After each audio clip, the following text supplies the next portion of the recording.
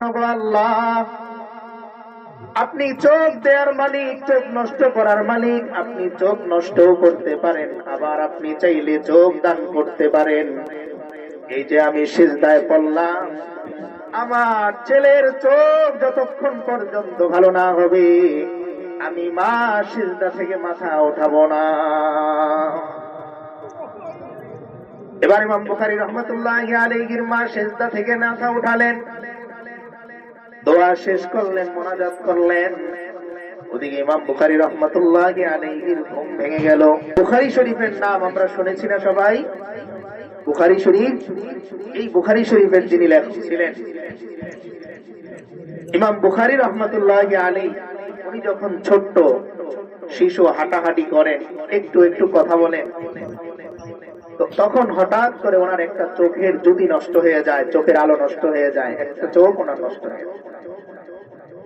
তো এবার তিনি এরকম স্পর্শ করে করে জিনিস ধরেন, স্পর্শ করে করে মাকে খোঁজেন, স্পর্শ করে করে প্রয়োজনীয় জিনিস খোঁজেন। ওনার মায়ের এই দৃশ্যটা দেখে সন্তান তো তার মনের মধ্যে বড় চোট লাগলো। তিনি আবার রাতের শেষ অংশে যে তাহাজ্জুদের নামাজ পড়ে সিজদার মধ্যে পড়ে গেলেন। সিজদার মধ্যে পড়ে বলতেছেন, আল্লাহ, শেষ বয়সে একজন সন্তান আপনি আমাদেরকে দান করলেন। জন্মের সময় তার দুইটা চোখ সুস্থ ছিল, পরিপূর্ণ, সে দেখতে পেত, কিন্তু হঠাৎ করে আপনি তার চোখের আলো নষ্ট করে দিলেন। আমার সন্তান এখন স্পর্শ করে করে খোঁজে, আমি মায়ের মুখ সেই স্পষ্ট দেখতে পায় না। আমার সন্তানের একটা চোখের আলো নষ্ট হয়ে গেছে। সিজদায় পড়ে এবার তিনি কাঁদতেছেন, ওগো আল্লাহ, আপনি চোখ দেওয়ার মালিক, চোখ নষ্ট করার মালিক। আপনি চোখ নষ্ট করতে পারেন, আবার আপনি চাইলে চোখ দান করতে পারেন।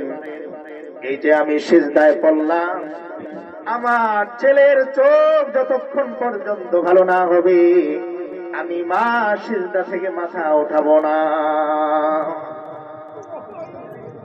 এবার ইমাম বুখারী রাহমাতুল্লাহি আলাইহির মা সিজদা থেকে মাথা উঠালেন, দোয়া শেষ করলেন, মোনাজাত করলেন।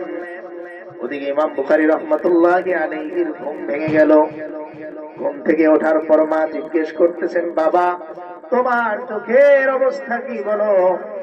এবার ইমাম বুখারী রাহমাতুল্লাহি আলাইহি বলেন, মা, ঘুমের আগেও আমি চোখে দেখতাম না, একটা চোখের আলো আমার ছিল না, কিন্তু এই যে ঘুম থেকে আমি উঠলাম, তাকিয়ে দেখতেছি আমার দুইটা চোখের আলো আমার আল্লাহ আবার ফেরত দিয়ে দিয়েছে।